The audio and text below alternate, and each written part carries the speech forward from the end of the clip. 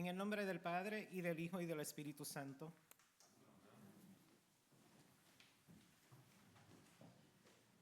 I'm back. I missed y'all. Those were the longest 3 weeks. I can't believe, or 3 or 4 weeks. It just feels like an eternity. But greetings from St. Augustine's in West Oakland, where I am serving as a deacon in training, and all is well, and I'm glad to be here back home. Like I told many of y'all, just see it as a college student, like your kid going to college. I came back. So this morning, I'm going to open up with a poem written by the late and great rapper Tupac Shakur, which I've mentioned before, but I thought it was, or I read it, recited it before, but I thought it was fitting to use it today as we honor St. Mary the Virgin. And the poem reads, "Did you hear about the rose that grew from the cracks in the concrete? Proving nature's law is wrong, it learned to walk without having feet. Funny as it seems, but it keeps its dream. It learned to breathe fresh air. Long live the rose that grew from the concrete when no one else ever cared." So I was reflecting on that poem during Mother's Day earlier this year as I look back at how far my son and I had come on our journey as a forever family. It was a bumpy one. And as I recited this poem, I found that it was as if somebody was painting a picture that told the story. Just like these images that we have here today, the picture that was being painted was based on our own personal experience. Anyone experiencing our life from the outside could not paint a similar picture that told the same story because their experience was different than ours. And just like these images of St. Mary, they all are various expressions created by a unique experience by the artist who had encountered Mary and had experienced it in a way that was different, and it was shaped by their culture. Each one of these images influenced our understanding on her life. Now, St. Mary is often depicted as a 20-something-year-old, rosy-cheeked white woman with light-colored hair and a gentle look across her face. At Christmas times, we see Mary kneeling over the manger, looking peacefully at the child she just birthed, either with her hands in praying positions or crossed on her chest. Now, I have a beef with that image. I do, that nativity scene, I just have a beef with it. It is easy to conclude that those images were painted by men, only because I have seen way too many live births in my life to know that a woman will not want to be kneeling in front of their baby, looking down with admiration after she just pushed this baby down that birth canal. Homegirl is going to be swollen, she's going to be in pain, and that's the last thing that's going to be on her mind. Now, for y'all men, try asking a man to get up and kneel after passing a stone through his urine to adore it. If a pea-sized stone can have a man bedridden for days, imagine, men, what it'll be like pushing down something the size of a watermelon. So to that I say, let's normalize painting realistic pictures of Mary, please. That's just me. And as beautiful as they are, these images of Mary leave me wondering about who Mary is or was, and what was her life really like. And so I set out on a mission to deconstruct and reconstruct the image of Mary. And this morning, I invite you all on this journey with me. And so my deconstruction journey begins with the region of Palestine where Mary's story begins, the town of Nazareth, a small town in the region of Galilee, which was quite a distance from Jerusalem and had no political or economic prominence. It was a town of approximately 400 people who earned a close to moderate income, and that income depended on the surrounding cities for employment. Many, like Joseph, were construction workers, carpenters, handymen, or what we call today day laborers. Nazarenes were looked down upon by Jews, especially those in Judea, because of their distance from Jerusalem, was limited their access to the holy temple. So they were considered less holy and were outcasts. And so I remember there was the scene on the television series, The Chosen. How many of you have seen The Chosen? I see a couple of hands. If you haven't seen it, watch it. I encourage it. But there's this scene where Jesus had just selected his disciples and they were on their way to the wedding in Cana. And then there's hothead Peter, and if you watch the series, you know he's a little hothead. There's hothead Peter thinking that the Messiah was some kind of prominent political leader and was talking to Jesus about how he could meet many powerful and important people at this wedding as Andrew followed them. And Jesus' response to Peter was, the most important and powerful person I know is going to be at this wedding. My mother. Just as Andrew belts out, but isn't your mother from Nazareth? Ouch. Every time I see that, I'm always like, step 1, open mouth. Step 2, insert foot. He just insulted the mother of Jesus. And so this scene was actually inspired by the scriptures when Nathanael asked the question, can anything good come from Nazareth? Nazareth had that kind of ghetto reputation, kind of how like people see Lower Oakland. So we have the hills, and then we have Lower Oakland. Understanding this about Nazareth began to paint a picture of the mother of our Messiah, one that was very far from the older, blonde hair, blue-eyed, rosy-cheeked, 20-something-year-old that hangs in the art galleries or graces our greeting cards. Scholars have concluded that Mary was about 13 to 16 years old when she was engaged with Joseph. I can see her as this one girl with dark brown hair, big bamboo hoop earrings, long glued-on eyelashes, tapping her phone with her freshly done gel nails.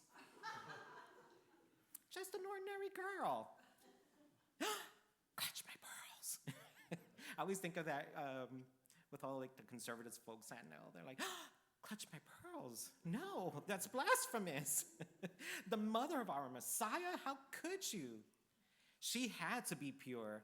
She had to be wholesome. She had to be white.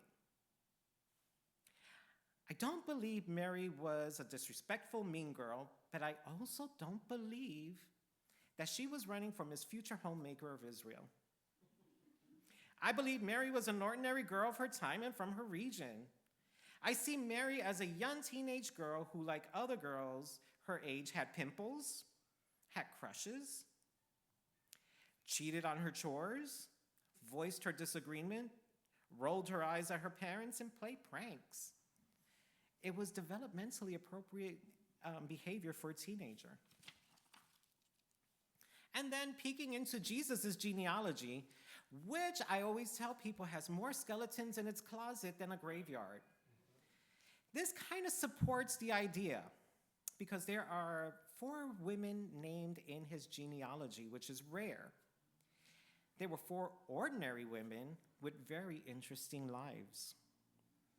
We had Tamar, who disguised herself as a prostitute and slept with her father-in-law, Judah, to preserve the lineage of her late husband,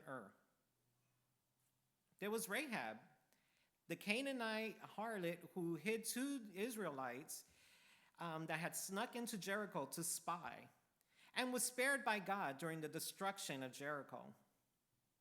And then there was Ruth, a Moabite. Yikes. Then we had Uriah, the wife of Bathsheba, who carried David's child that was conceived while she was still married and her husband was out at war.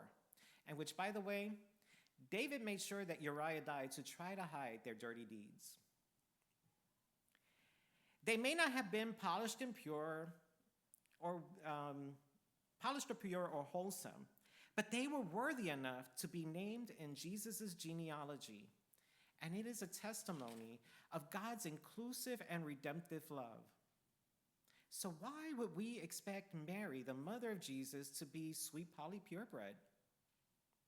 Now, I'm not suggesting that Mary was a scandalous, sinful young girl. Not at all. What I'm saying is that the Mary I see is simply an ordinary, everyday girl living in an ordinary town and living a very typical, normal life. God could have picked a big city debutante or an older woman like Sarah or Hannah or Elizabeth to birth and raise Jesus.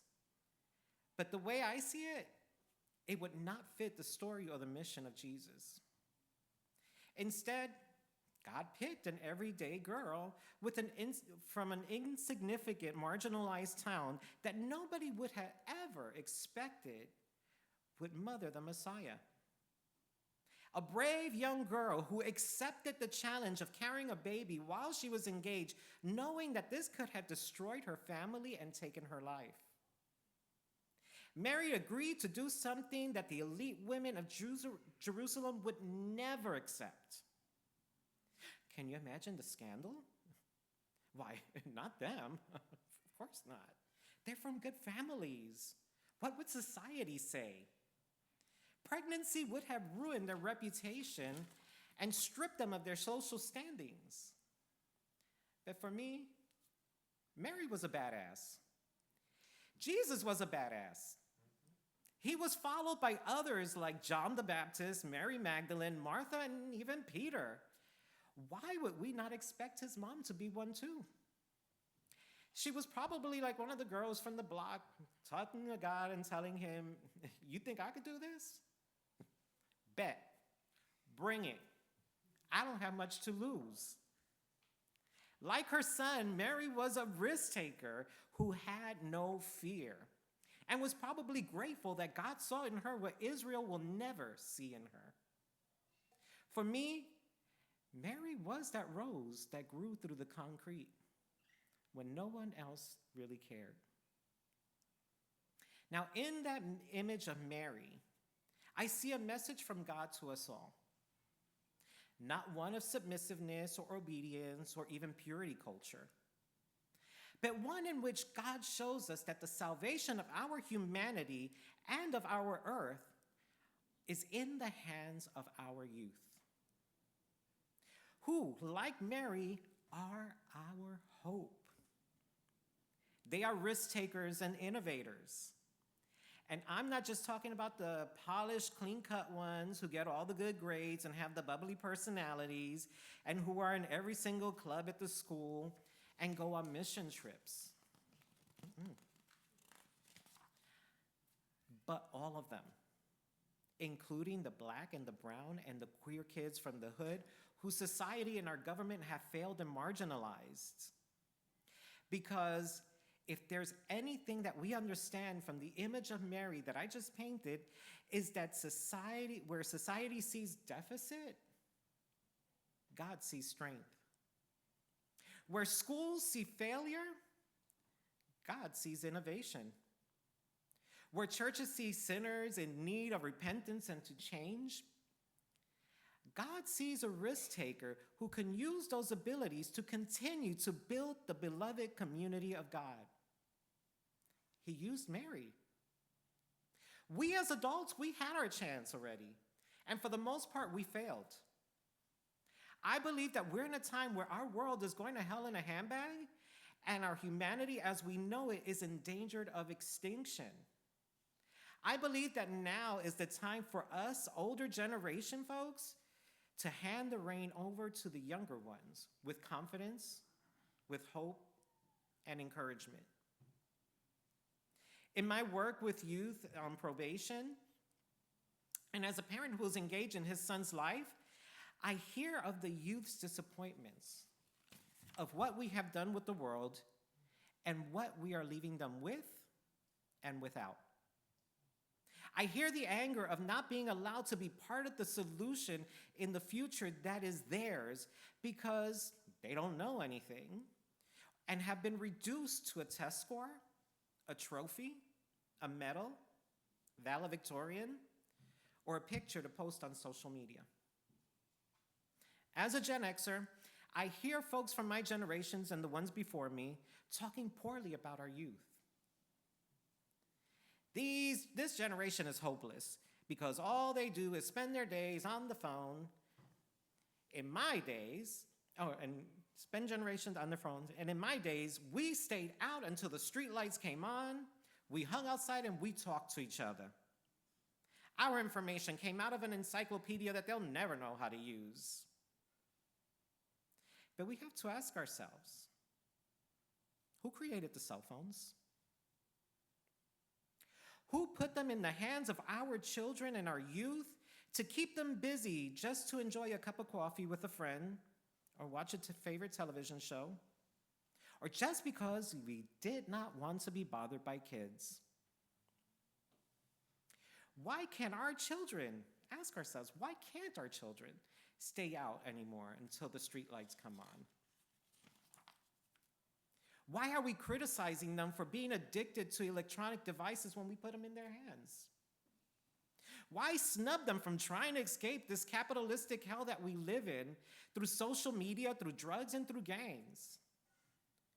Why are we not including them in the creation of solutions for their future?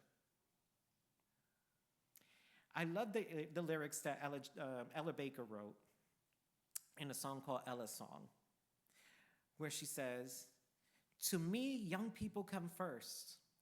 They have the courage where we failed. And if I could but just shed some light as they carry us through the gale. The older I get, the better I know that the secret of my going on is when the reins are in the hands of the young who dare to run against the storm." Hope for our future, for the future of our humanity and the world, rest in the hands of our youth, who are in our present and in the future. And if we can learn to see them with the faith, the confidence, and the hope that God saw in a young girl named Mary, then our future, the future of humanity, the earth, and God's beloved kingdom are brighter with hope. And with that, I would like to close by saying, long live Mary, the rose who grew from the concrete when no one else ever cared.